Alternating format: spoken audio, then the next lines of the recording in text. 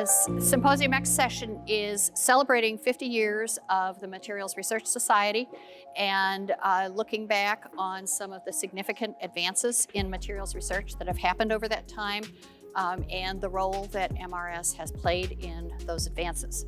Well, the one that I'm going to emphasize started actually in 1987 in terms of the involvement of MRS. High temperature superconductivity and the superconducting oxides were discovered in 1986. And there was a special session at the spring meeting that year of MRS, another special session at the fall meeting of MRS that year. And then high temperature superconductivity, which came almost out of nowhere. It was very unanticipated. So it was one of those things that really caused a huge stir in the community, has continued to be a theme in MRS meetings, actually all the way up to the meeting this week. But that's not all.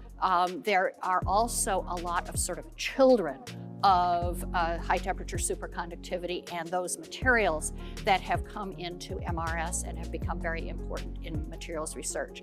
Things like photovoltaics, other kinds of oxides for electronic and optoelectronic applications, and that sort of thing. So it has really given birth to a huge range of materials research topics. I hope that they will see the great spectrum of contributions that have come in materials research over this period of time and the great diversity.